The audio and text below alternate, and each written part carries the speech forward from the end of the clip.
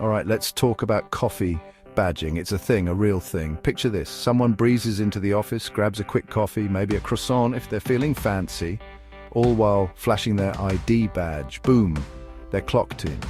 But here's the kicker. They're out the door seconds later, off to work from their couch, a cafe, maybe even a yurt in the woods, who knows.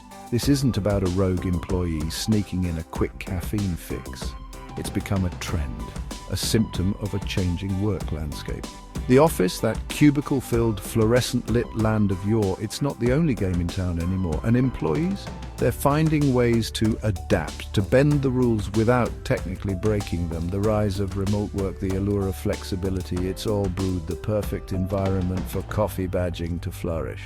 Now, some might call it sneaky, others might call it genius. But one thing's for sure, it's got everyone talking.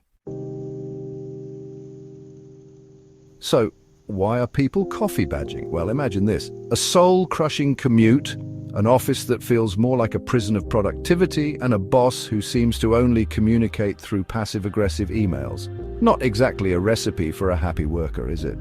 Coffee badging offers an escape, a way to reclaim some control. It's about flexibility, the ability to work where you're most productive, whether that's a home office overlooking a mountain range or a bustling coffee shop with killer Wi-Fi. It's about autonomy, about not having your workday dictated by the four walls of a traditional office.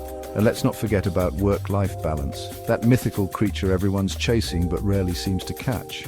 Coffee badging can be a step towards taming that beast, allowing for school pickups, gym sessions, or even just a quiet morning without the office frenzy.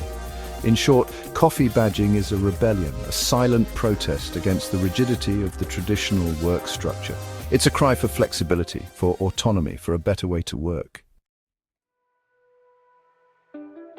Now, coffee badging isn't some isolated phenomenon. It's thriving in the fertile soil of the hybrid and remote work revolution. The pandemic, that unwelcome houseguest that overstayed its welcome, it also blew the doors wide open for alternative work models. Suddenly, working from home wasn't just for freelancers in pajamas or tech startups with beanbag chairs. It became the norm, a necessity that proved that, hey, work can happen outside the confines of the office. And while some companies are dragging their heels, clinging to the old ways, many are embracing the hybrid model, a blend of in-office and remote work. But here's the thing, hybrid work, while fantastic in theory, can be a bit like trying to fit a square peg into a round hole. It requires careful planning, clear communication, and a whole lot of trust. And when those elements are missing, well, that's when coffee badging starts looking awfully tempting. Section 4, the accountability dilemma. Of course, it's not all sunshine and roses in the land of coffee badging. This new way of working, it's got employers sweating. And not just because they're worried about their office Keurig becoming a ghost town. The big A word rears its head. Accountability.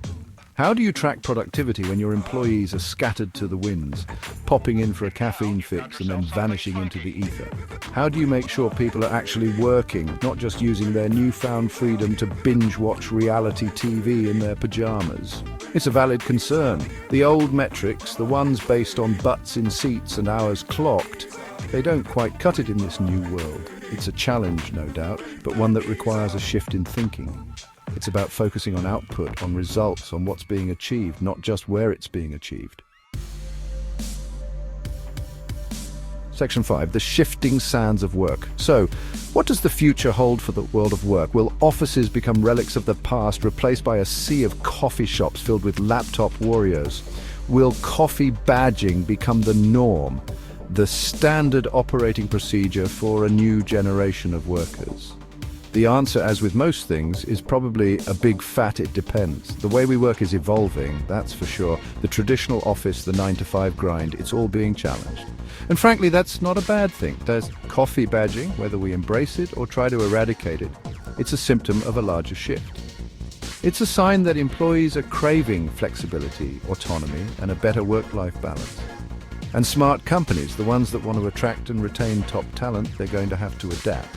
It's about finding a balance, a way to offer flexibility while still maintaining accountability. It's about trusting employees, empowering them to work in ways that suit them best.